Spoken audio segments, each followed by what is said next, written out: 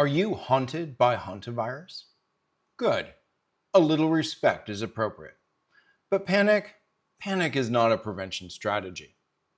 Hantavirus sounds like something out of a horror movie. It can cause severe disease, and it can be fatal. And when it shows up in the news, especially connected to a cruise ship outbreak, people understandably start asking big questions. Is this the next pandemic? Can pets spread it? Do I need to be worried about every mouse dropping I have ever seen? So in this video, we'll separate three things: what is scary, what is likely, and what we can actually do about it. The short version is this: Hantavirus is rare, it can be serious, and most of the time, the story begins with rodents. Rare does not mean harmless, but serious does not automatically mean pandemic. So first, what is hantavirus? Hantaviruses include over 50 species of virus that are in a family of viruses in the Hantavirus family within the order Buneviralis. And that classification gives us a few useful clues. First, hantaviruses are enveloped viruses. That means that they have an outer lipid envelope. In practical terms, that envelope makes the virus vulnerable to the right soaps, detergents, and disinfectants. That's a good thing. Second, hantaviruses are single-stranded RNA viruses. RNA viruses can change over time. Now, that does not mean every RNA virus is destined to become a pandemic, but it does remind us why surveillance matters. Third, hantaviruses are mostly rodent-borne. Their natural reservoirs are mainly mice, rats, and other rodents. Humans are accidental hosts. We are not the preferred destination. We are more like an unfortunate wrong turn. And that matters because prevention is not about mainly avoiding people. It is about reducing rodent exposure and cleaning contaminated environments safely. Why is hantavirus in the news? One major reason is an outbreak associated with the MV Hantavirus cruise ship. Cruise ships tend to make infectious disease stories more visible. You have a defined group of travelers, a shared itinerary, international movement, and an exposure window that public health teams can investigate. That makes them newsworthy, sometimes more newsworthy than the same disease appearing in a less visible setting. But the cruise ship is not the whole story.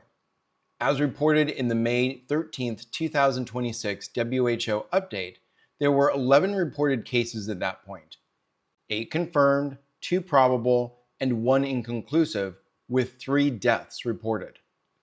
That is a case fatality ratio of about 27% in that cluster, though outbreak numbers can change as investigations continue. The cruise ship made the story visible, Andes virus made the story important. The virus involved was Andes virus, and that is a key scientific reason this story matters. Most hantaviruses are transmitted from rodents to people. Andes virus is the important exception because it can also spread from person to person, usually through close or prolonged contact. It does not spread as easily as influenza or measles. So yes, the cruise ship made the story visible, but the lesson is not that cruise ships are dangerous. The lesson is transmission. From a veterinary and public health standpoint, the goal is not to stigmatize the setting. The goal is to understand the exposure, the virus, and the actual risk. This is the classic hantavirus story.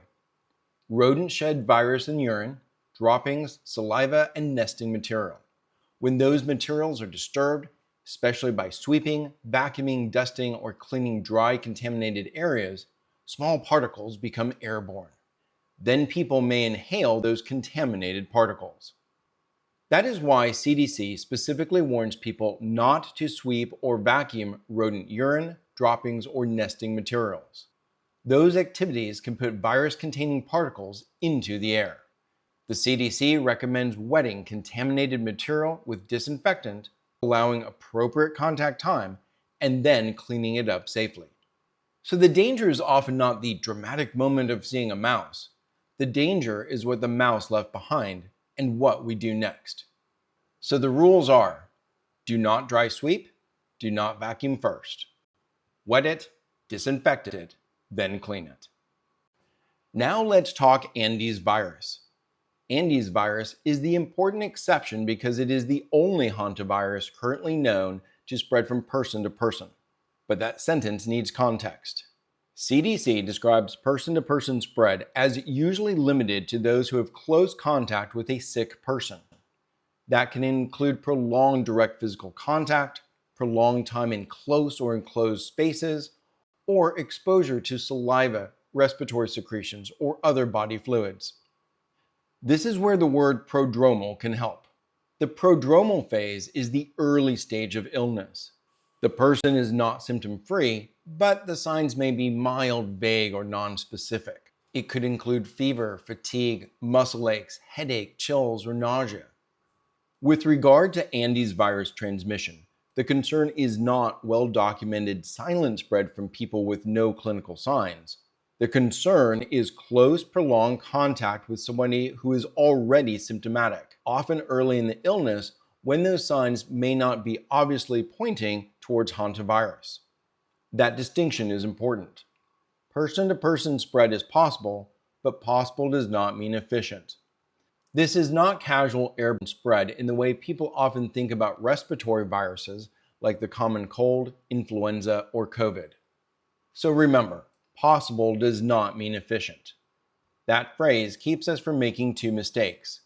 We should not dismiss Andes virus, but we also should not overstate it. When thinking about viruses in the environment, one of the first questions to ask is it enveloped or non-enveloped? That matters because non-enveloped viruses, like canine parvovirus, are built like hard-shelled environmental survivors. They tend to resist drying, detergents, and many routine disinfectants, and they can persist for long times in the environment. Hantavirus is different. Hantavirus is an enveloped virus. That lipid envelope makes it more vulnerable to soaps, detergents, and disinfectants. So the natural question is, if hantavirus is enveloped, why are we so worried about dust, droppings, nesting material, and contaminated environments? The answer is context. Enveloped does not mean instantly dead. Hantavirus is not as environmentally tough as parvovirus, but it can persist long enough in protected rodent-contaminated material for unsafe cleanup to matter. Rodent urine, droppings, saliva, nesting material, bedding, organic debris, cool areas, shaded spaces, and enclosed environments may all help protect the virus long enough to create a practical risk. So this is the balance. Parvo is hard to kill.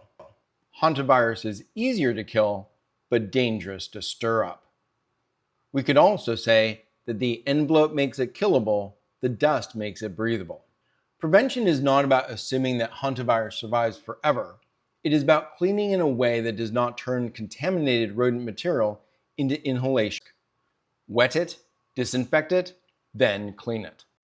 Let's zoom in once more on Andes virus, because it's where the wording really matters.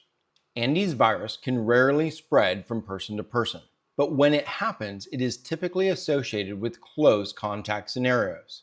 Think household contact, think caregiving, think intimate contact, think shared items or exposure to saliva, respiratory secretions, or other body fluids. Think enclosed spaces with prolonged close exposure to a sick person. That is very different than saying, oh, someone coughed once in the room and now everyone is at equal risk.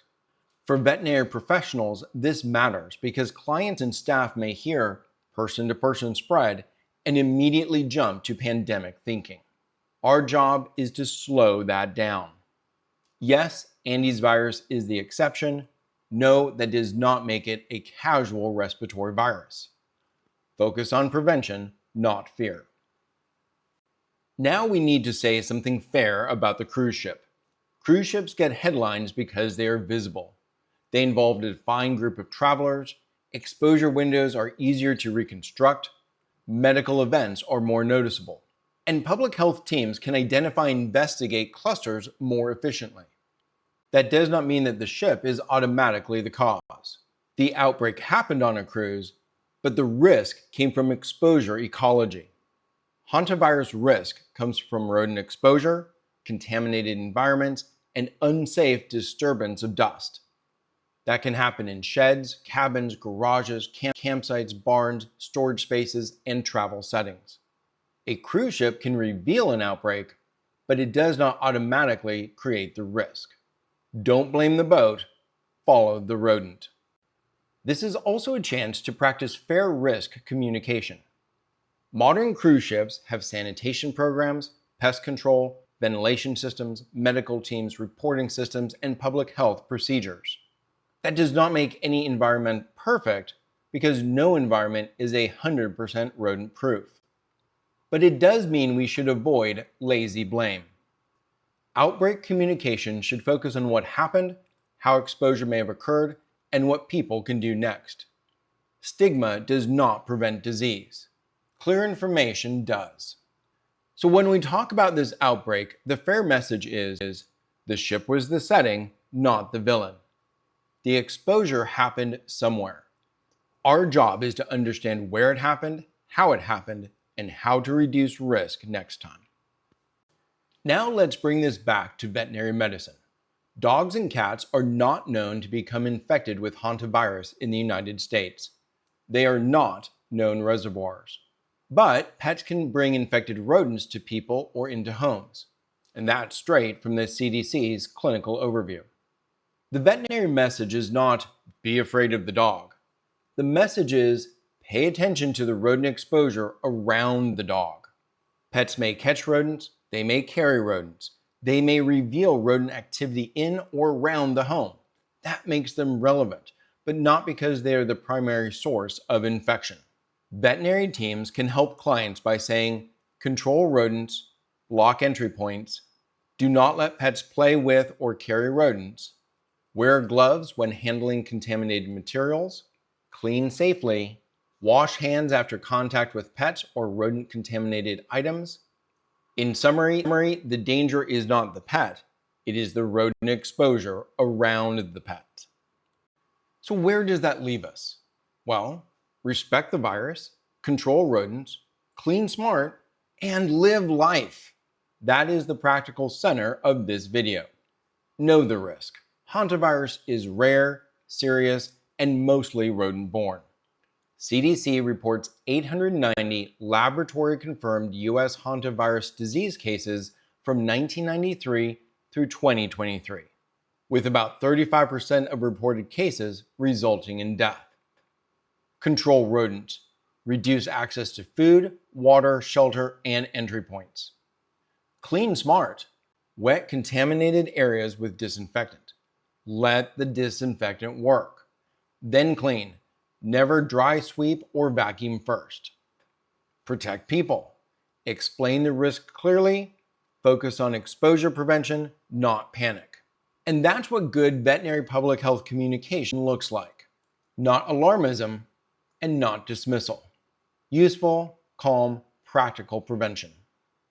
Let's put the whole story together. Hantavirus is rare, but rare does not mean harmless. It is serious. But serious does not automatically mean pandemic. Most hantavirus risk begins with rodents and contaminated environments. The classic exposure pathway is rodent urine, droppings, saliva, or nesting material, followed by disturbed dust, aerosolized particles, and human inhalation. For veterinary professionals, pets are not known reservoirs in the United States, but they can bring rodents closer or reveal rodent activity around the home. Andes virus is an important exception because person-to-person spread can occur, usually with close or prolonged contact. The practical takeaway is simple. Respect the virus, control rodents, clean smart, and live life. If this helped, share it with someone who owns a broom, a shed, or a pet who thinks rodents are recreational equipment. Thanks for watching.